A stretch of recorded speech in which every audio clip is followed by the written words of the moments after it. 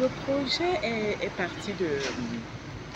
parti sur la douleur d'une jeune dame qui était une amie à moi, Emmanuelle, qui vit maintenant en France, qui avait des problèmes de maternité. Elle n'arrivait pas à enfanter. Euh, elle avait fait le tour de plusieurs médecins et puis elle n'arrivait pas à trouver une solution à son problème.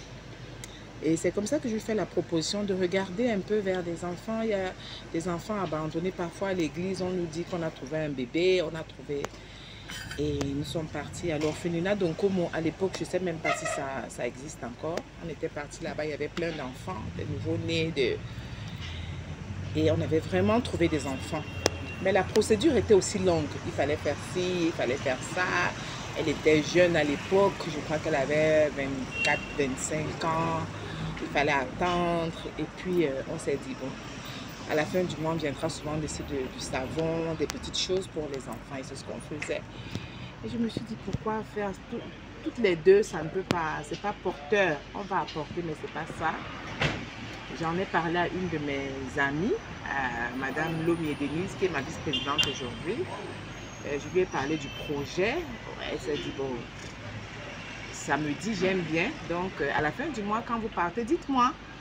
Et on était partis sur 50 000 chacune qui donnait 50 000. On achetait du savon, du lait, plein du lait, les couches pour les enfants. Et après, Denise Lomier, j'en ai parlé à celle qui est SG jusqu'aujourd'hui. C'est vraiment les membres fondateurs. Madame Aline Boven, qui s'est joint à nous. Et comme ça, de fil en aiguille, chacune appelait une de ses connaissances et tout.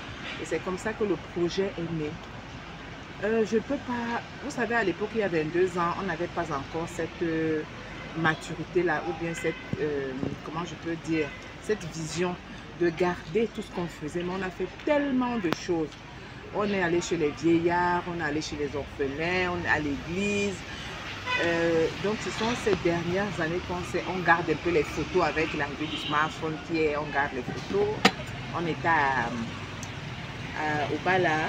On a aidé la fille mère, on a aidé la femme rurale, où on a vraiment développé la femme rurale, on a acheté le matériel, tout ce qu'il fallait. Il y a des enfants, des sourds-muets à Obala aussi. Cette année-là, vraiment, c'était le diocèse d'Obala.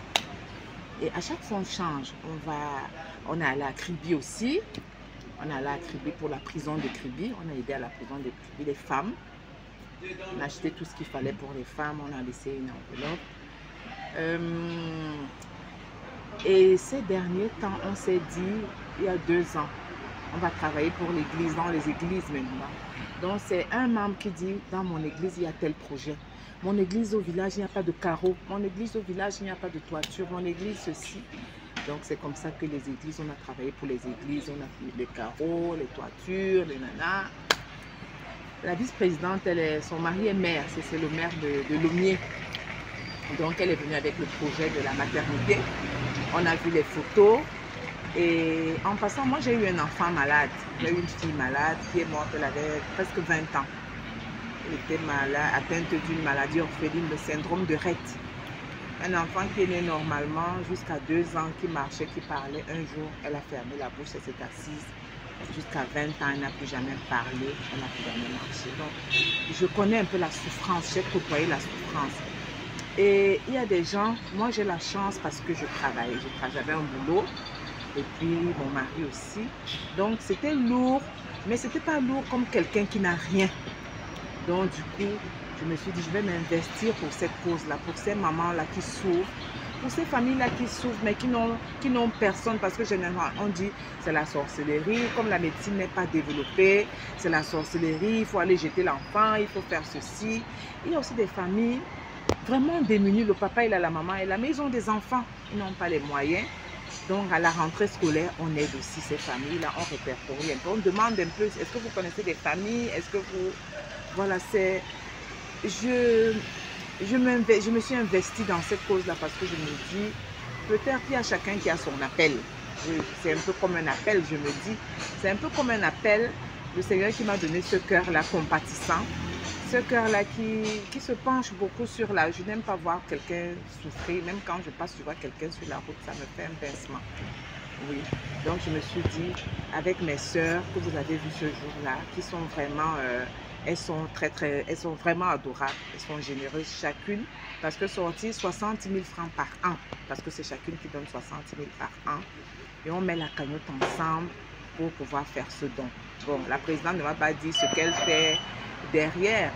Et puis, si j'ai aussi des amis, j'en parle un peu, je dis voilà ce qu'on veut faire. Est-ce que c'est un peu comme ça va de bouche à oreille vers des personnes, mais je ne me suis jamais ouverte vraiment pour faire des lettres officielles, pour solliciter ci, ça. Parce que les gens en font tellement, après on ne sait plus qui est vraiment dans le vrai, qui est vraiment dans le folklore. Donc du coup, je me dis, en passant, je suis chrétienne.